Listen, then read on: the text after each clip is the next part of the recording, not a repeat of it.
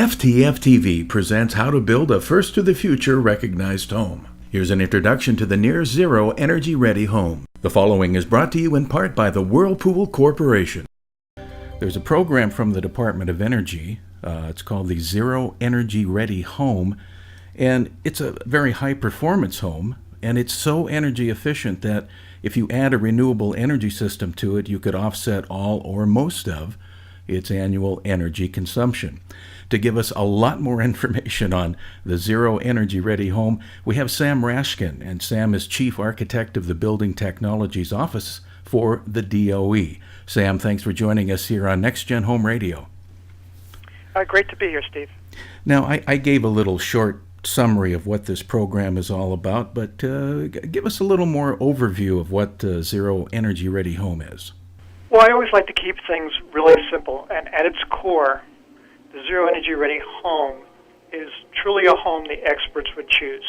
And so for the consumer, it's a way in the overwhelming process that is truly home buying to really have that confidence that they can make a purchase that would be consistent with what the best experts would choose to buy a home that has the most value.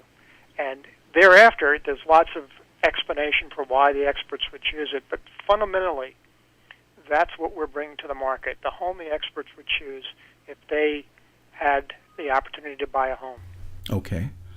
Now, I know in the past we have participated with the DOE on the Builder's Challenge. And is this a part of Builder's Challenge, or is this replacing it? What is the relationship between those two? Builder's Challenge is the original name of the program that's now Zero Energy Ready Home. Both programs are basically seeking to bring the most proven innovations coming from the nation's hub of innovation, the Building America program, to the marketplace. And these innovations are, in fact, those that the experts have worked so hard on and have developed to the point where they are cost-effective, they deliver better performance, and provide a better homeowner experience. So it's our vehicle for bringing that innovation to the marketplace. Originally Builder's Challenge, now Zero Energy Ready Home. And I think the Builder's Challenge, maybe it had more of the element of renewable energy systems. This seems to be focusing on building the home just as energy efficient as possible. Then if you want, add renewable energy to become truly net zero. No, I would say that the original Builder's Challenge was equally focused on getting the best high-performance innovations into the marketplace. There may have been a coincidence that many of the homes featured zero energy performance because of solar systems, but that would be just that, a coincidence. Both programs are taking the Building America innovations tied mostly to energy-efficient, high-performance homes, good indoor air quality, good HVAC systems, and best practices all around. That was going to be my next question, is that it's not just about energy, but it's also about building a home perhaps stronger, safer, and more healthy. And is the Energy Star program and the EPA's WaterSense program also mixed in with this? WaterSense is mixed in tangentially. We do require, as a must-have mandatory feature, that all hot water systems are efficiently laid out or use a demand pumping system so that they can ensure minimal wasted water. But that's the only requirement from the WaterSense label. We do encourage builders to use the full label because water is becoming increasingly important across large parts of the country. The indoor air quality specification called Indoor AirPlus from the EPA is also required in full. In addition, Energy Star for Homes is a starting point from which Zero Energy Ready Home builds. So in fact, when you earn the Zero Energy Ready Home certification, you also are certified for Energy Star version 3 or 3.1 and the EPA Indoor AirPlus label. What does, if a builder is listening here and they're going, gosh, this intrigues me a little bit, what do they have to do to meet the standards of this program, and where do they go to get the information? First of all, if they're listening, they should be intrigued. This is where the market's going, and in so many ways, this is an incredible risk management strategy for the builder, as well as a very powerful differentiator. On the risk management side, even a minimum code home today is so well insulated and so well air sealed that many of the requirements of our program help protect the builder by making sure that it addresses the risk of a much better enclosure. On the first, on the side of having much more thermal insulation, you now have assemblies that can no longer dry. So as a builder, with all the water management details that are part of our specification, you are managing that risk by keeping water out of the construction assemblies. Secondly, because these homes, even built to code, are getting so much reduced in terms of the heating and cooling loads, you need to spend much more attention to the heating cooling systems because it's a different kind of solution that gets you the comfort your homeowners expect.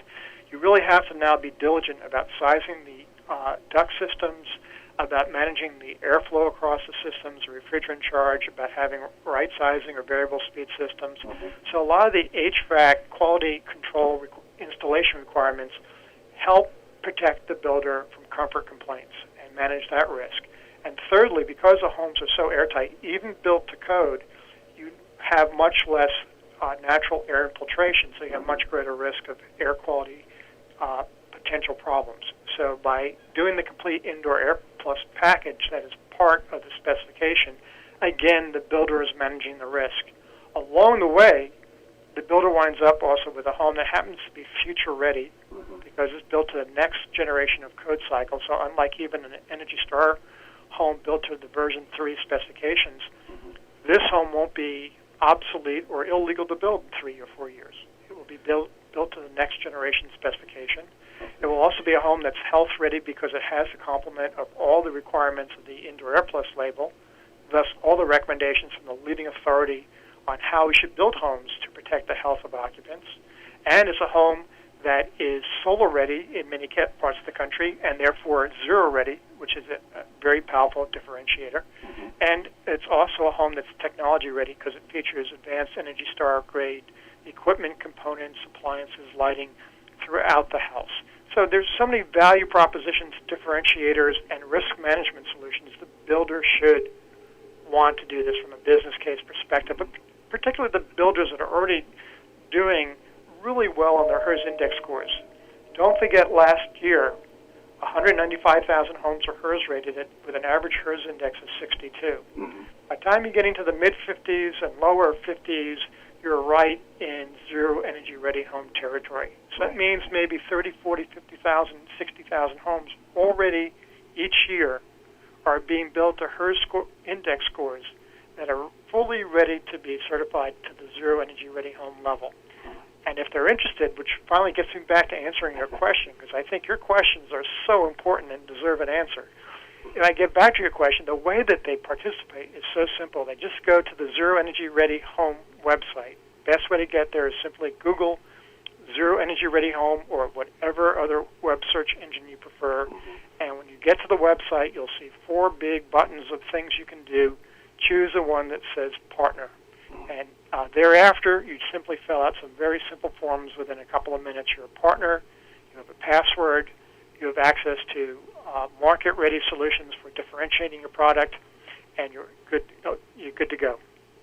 That's exactly what I did. I went and Googled DOE Zero Energy Ready Home, and the first choice was just what I wanted there. You mentioned earlier about local building codes, and I had a question, and you totally turned it around. I would have thought that your methods would be beyond local building codes, but you're saying this is not the case, and it's more the local, state, city, county building codes are actually getting better and better? No, I'm saying even if you build to the current codes, they are rigorous enough today that you are entering a new territory of technical challenges because even minimum code homes today are very well insulated and much more airtight. So that sets a platform of technical challenges that we need to address. And what I'm saying that we're doing with the Zero Energy Ready Home program is providing the technical specifications that really take that risk out of the equation to such a large extent. But generally our program, Zero Energy Ready Home, is about 30 to 40% more rigorous than the 2009 IECC and about 15 to 20% more rigorous than 2012. Just as a rough reference. So if you're a builder and you're building things very airtight and energy efficient, you would want to have, say, cabinets that were made by a cabinet maker who was Green Guard certified, so there's no VOCs being emitted into the air. And the same with carpets and pads. You prefer low or no VOC carpets and pads and paints. The wallboard and MDF and other kinds of sheet goods you'd want without significant formaldehydes. All these are easily obtainable. They're very simple labels to look for. It's very easy to order. We provide simple guidance on how to do that. But, why load up a house with a significant amount of contaminants knowing that it's such an airtight home? And so, more importantly, the marketplace has spoken. You look at consumers today, they're spending 3-4x for healthy choices. So they will buy organic food versus traditional food at a rate that organic food is now the fastest growing segment of the food industry, $40 billion a year. We'll spend $20 billion a year in bottled water when we can get it for free from the tap. That's an infinite X multiplier of willingness to spend. Instead of taking for free, we buy it in bottled form because we value the perceived health benefit. The marketplace, over and over, look at the most successful food chains, look at everything around you in the marketplace, and over you see signals that Americans want choices they can trust that deliver better health. And with the EPA Indoor AirPlus label, part of the Zero Energy Ready Home program, you have a label from the leading authority on health, and it basically means that your house has all the recommendations that they believe should be in every new home. So if there's a home buyer, a potential home buyer out there, and they're looking around and they see that this home is an official Zero Energy Ready home, what does that mean to them as far as cost goes? They're going to pay a bit more for one of these homes. Is that correct? It depends. How often that's the correct answer to almost any questions. But it depends if they plan to keep their lights on. If they're going to pay the utility bill and keep the lights on, it's probably going to cost them a lot less.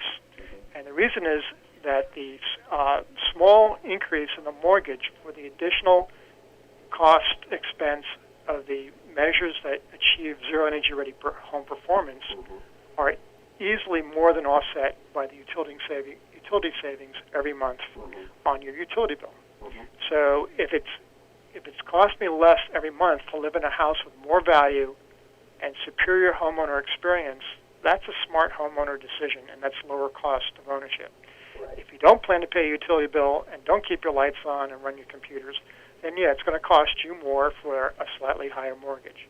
But, without being facetious, truly, in so many cases, it will cost you less.